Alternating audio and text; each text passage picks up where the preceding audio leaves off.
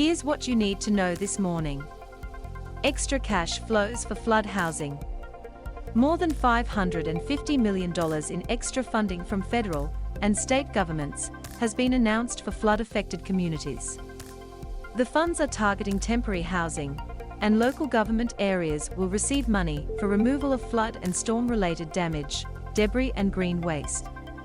Cash will also be provided for primary producers, small business and not-for-profits, and the immediate social, built, economic, and environmental needs of 28 local councils.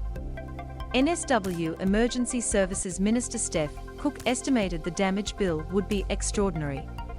"It is far too early for me to put any sort of figure on that," she said. "There are assessments being done around the clock. So in various places, all over the East Coast, the damage bill is going to be extraordinary. There's no question of that." Blue Mountains travel warning.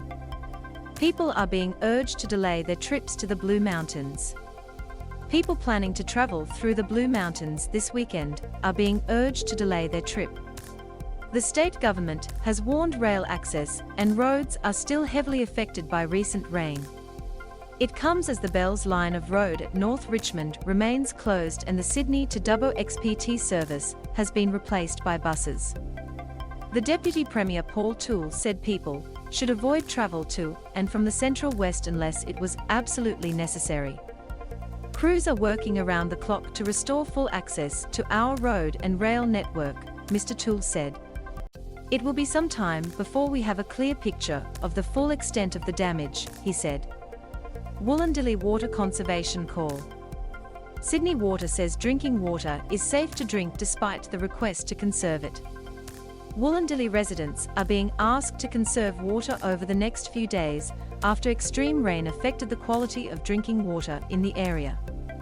People in homes and businesses should not use washing machines and dishwashers. Keep showers short and avoid hosing off driveways, Sydney Water said. About 25,000 homes and businesses in Bargo, Balimbla Park, Buxton, Coridja, Lakesland, Malden, Mowbray Park, Nat Tai, Oakdale, Pheasants Nest, Picton, Tamworth, the Oaks and Thirlmere are affected. Water is taking longer to clean through the Nepean water filtration plant that services the Wollondilly area because of the severe weather. Sydney Water spokeswoman Marianne Graham said the alert would stay in place for at least the next few days.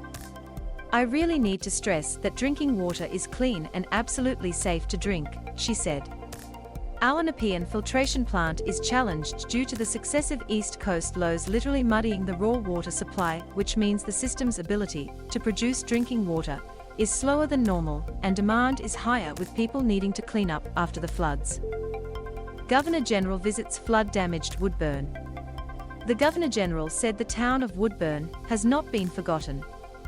The Governor-General, General David Hurley, has visited the devastated town of Woodburn to talk to residents whose homes and businesses were damaged in the floods. The Governor-General and his wife Linda are on a 2-day visit to the region that will include trips to Lismore, Ballina and Karaki. General Hurley said the community was working together with strangers pitching in to help. He said he had come to the region to see for himself what help was needed on the ground.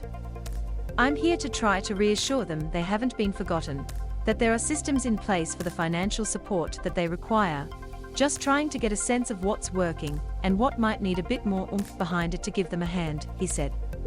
Motorhome convoy heading to northern NSW.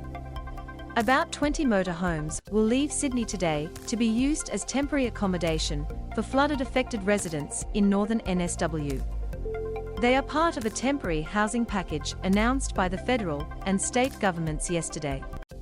Other key elements include a 16-week rental support program and money for temporary pods so people can stay on their land while rebuilding. Human remains found. Police are trying to identify human remains found on a beach on the NSW Central Coast. Officers said they received reports just after 11 a.m. yesterday that remains had been found on Soldiers Beach at Nora Head. Investigations are underway to identify the remains and the circumstance surrounding the persons. It is understood the remains had been there for some time.